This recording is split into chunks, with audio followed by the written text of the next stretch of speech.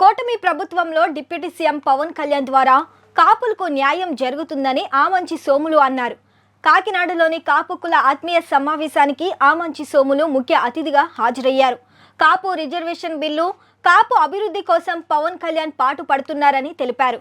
అమరావతిలో కాపు భవన్ కు 5 ఎకరాలు కేటాయించాలంటున్న ఆమంచి సోములతో మా ప్రతినిధి ప్రవీణ్ ఫేస్ టు ఫేస్. కాపు ఆత్మీయ సమ్మేళనానికి పాల్గొనడానికి ఆమంచి స్వాములు గారు వచ్చారు. ఆయన అడిగి మరిన్ని విషయాలు తెలుసుకుందాం. సార్ చెప్పండి సార్, గత ప్రభుత్వంలో చూసుకుంటే కాపులకి ఎన్నో హామీలు ప్రకటించి జగన్మోహన్ రెడ్డి ప్రభుత్వం తొంగలో దొక్కింది. ఈ ఎన్నికైన కూటమి ప్రభుత్వం కూడా ఎన్నికల్లో భాగంగా ఎన్నో హామీలు ఇచ్చింది. కాపు రిజర్వేషన్ కంపెనీ కాపులకు సంస్థిత స్థానం కల్పిస్తామని కూడా చెప్పింది. దాన్ని కాపు సంఘ నాయకులు ఏ విధంగా చూస్తున్నారు? ఈ హామీలను ఎలా అమలు పరచుకోవాలని?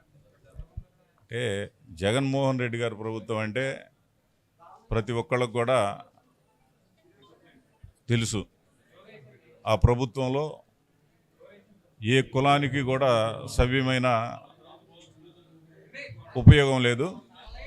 అందువల్లే కూటమి ప్రభుత్వానికి 164 సీట్లు ఇచ్చారు. కేవలం వైసీపీకి 11 మాత్రమే ఇచ్చారు. అలానే కూటమికి చేసిన ప్రతి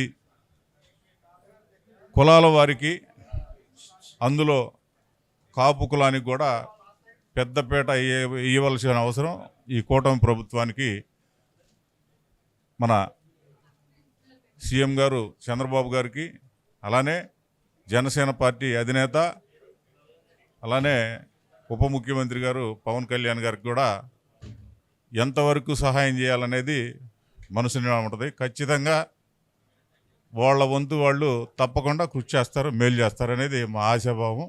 దానిలో భాగంగా గతంలో చంద్రబాబు గారు ఇచ్చినటువంటి 5% రిజర్వేషన్ కాపులకు అనేది ఒకటి, 10,000 కోట్లు కాపు కార్పొరేషన్కి నిధులు మంజూరు చేయాలనేది ఒకటి, రాజధానిలో కాపు భవన్కి 5 ఎకరాలు స్థలాన్ని కేటాయించి, అలానే పేద విద్యార్థులకు అందరూ కూడా IAS, IPS, IRS coaching centre, దానికి సంబంధించిన అనేక రకాలైన విధానాలను డెవలప్ చేసే విధంగా ముందుకు తీసుకెళ్లాలనే ఆలోచనతో ఈరోజు జాతీయ కాపు సంఘం తరపుగా కాకినాడలో ఆత్మీయ కలయిక ఈ సమావేశంలో ఇక్కడ నన్ను స్టేట్ ప్రెసిడెంట్గా ఎన్నుకోవడం జరిగింది.